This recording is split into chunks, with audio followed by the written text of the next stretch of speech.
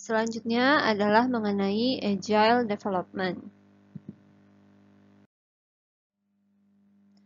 Kategori ketiga dari metodologi pengembangan sistem masih muncul saat ini adalah Agile Development. Semua metodologi Agile Development didasarkan pada 12 prinsip. Kemudian metodologi ini berfokus pada pengembangan pada kondisi kerja pengembang, perangkat lunak yang berfungsi, pelanggan, dan menangani persyaratan yang berubah daripada berfokus pada proses pengembangan sistem yang terperinci, alat dokumentasi, kontrak hukum, dan detail rencana. Berikut adalah 12 prinsip dari metodologi Agile.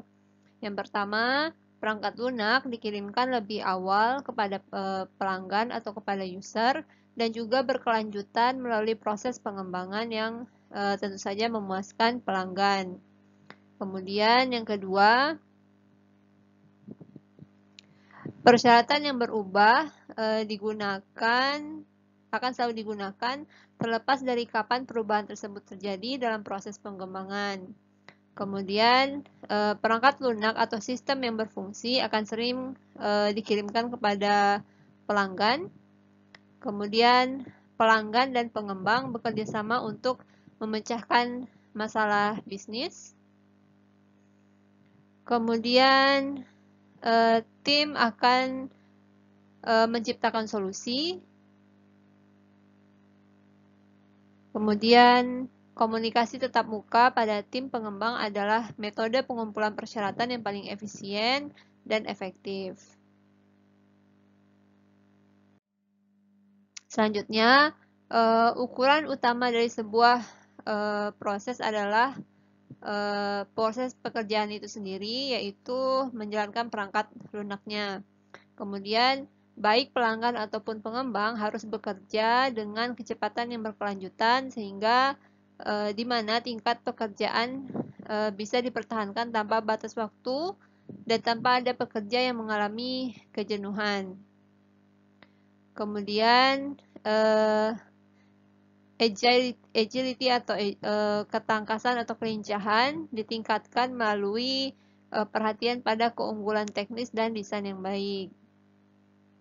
Kesederhanaan, kemudian menghindari pekerjaan yang tidak perlu, sangatlah penting. Kemudian tim yang mengatur diri sendiri mengembangkan arsitektur, persyaratan, dan juga desain yang terbaik. Kemudian yang terakhir adalah tim pengembang secara teratur merenungkan cara meningkatkan proses pengembangan mereka. Berdasarkan prinsip-prinsip ini, metodologi Agile berfokus pada perampingan proses pengembangan sistem dengan menghilangkan banyak overhead pemodelan dan dokumentasi, serta waktu yang dihabiskan untuk tugas-tugas tersebut. Sebaliknya, proyek pada metodologi ini akan menekankan pengembangan aplikasi yang sederhana dan berulang. Semua metodologi pengembangan Agile mengikuti siklus sederhana melalui fase tradisional dari proses pengembangan sistem, dan hampir semua metodologi Agile ini digunakan dalam hubungannya dengan teknologi berorientasi objek. Metodologi Agile ini memang memiliki beberapa kritik, salah satunya berkaitan dengan lingkungan bisnis yang ada pada saat ini, di mana sebagian besar pengembangan sistem informasi di-offshore-kan atau dialihdayakan, di-outsource, atau di-subkontrakkan.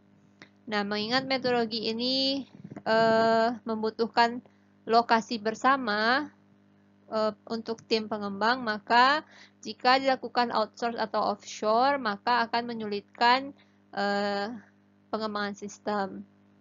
Kemudian kritik selanjutnya adalah bahwa jika pengembangan Agile ini tidak dikelola dengan hati-hati, maka proses pengembangannya dapat beralih ke pendekatan prototype. Dan selanjutnya adalah didasarkan pada kurangnya dokumentasi aktual yang dibuat selama pengembangan perangkat lunak, sehingga menimbulkan masalah terkait kemampuan audit dari sistem yang dibuat. Tanpa dokumentasi yang memadai, baik sistem maupun proses pengembangan sistem tidak dapat dijamin. Dua dari contoh metodologi pengembangan Agile yang lebih populer adalah program Extreme Programming, dan juga Scrum.